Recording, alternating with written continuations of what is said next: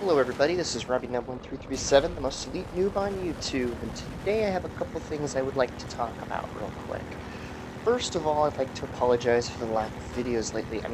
I had plans, I had set up, basically we had done a recording, got all done, and then realized that I forgot to double check which company made that particular game, make sure it was one that was allowed, and whatnot. Found out it was a Capcom, and I'm like, ah, crap. It was Resident Evil 5.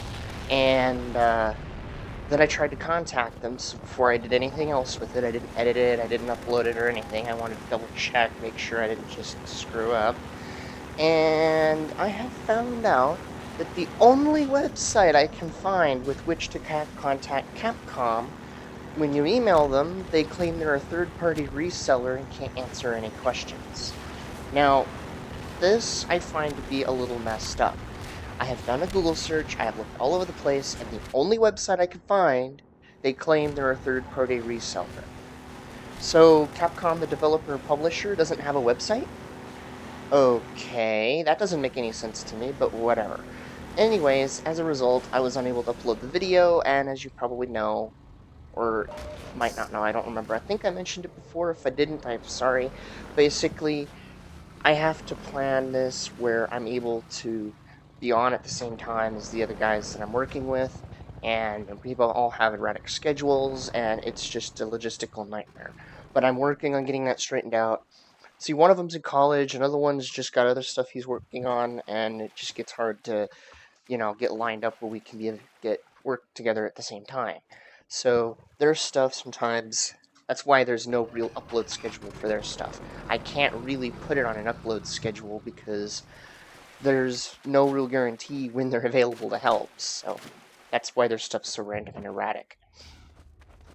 So that's the first thing I wanted to talk about, was just to let you know what happened with that. The second thing is, there's recently been an issue with the Garry's mod, no, sorry, damn it, not Garry's mod, Garry's incident with Total Biscuit, which,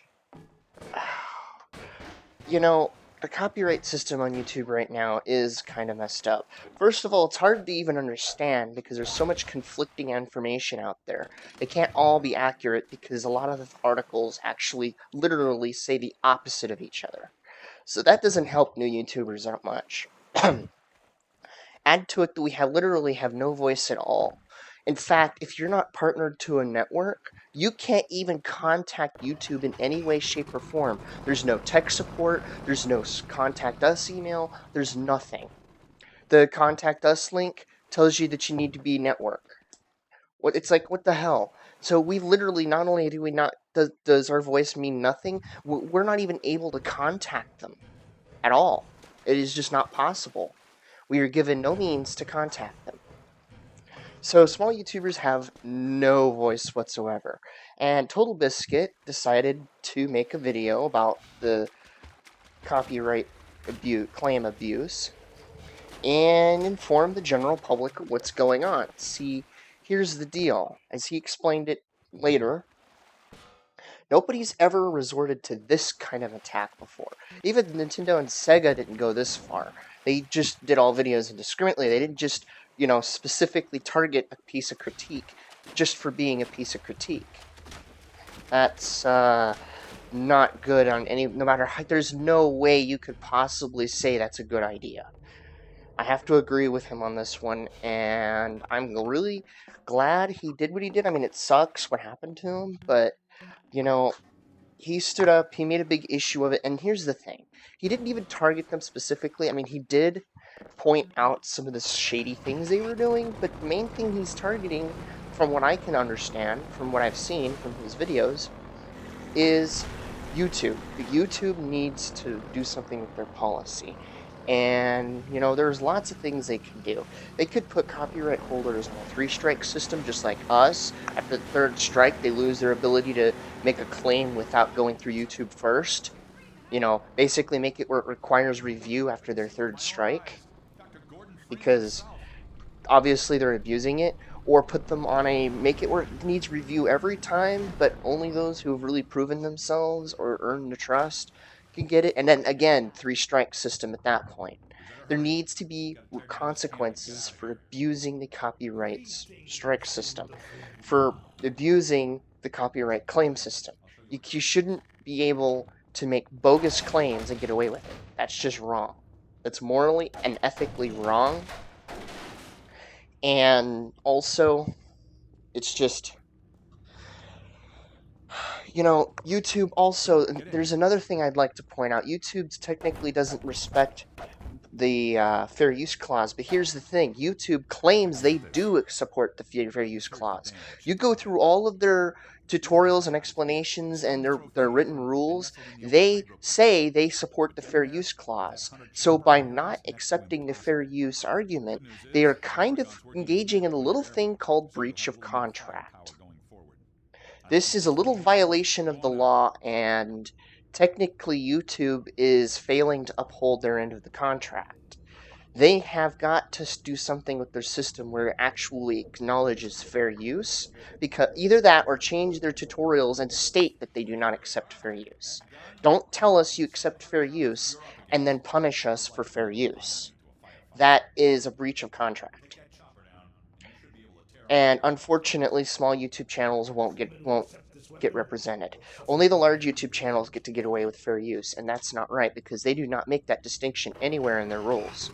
They do not make that distinction anywhere in their tutorials. They do not say, oh yeah, you have to be a part of a network or fair use doesn't apply to you. They didn't say that. Therefore, fair use does apply to us small channels, and they have got to start accepting that. They don't get to tell us one thing and do another. That's called breach of contract. Because technically that TOS is a contract. But, they treat that as a contract when we violate it. Therefore, that means that when they violate it, it is still a contract. Therefore, they are also bound by that. So they really have got to start accepting fair use. This is a violation of probably many different business practice laws, because you don't get to make a contract with somebody, hold them to it, and then not uphold it yourself. You don't get to do that. You don't get to go to court and go, oh, that TOS is technically a contract. You signed it when you accepted it when you signed up.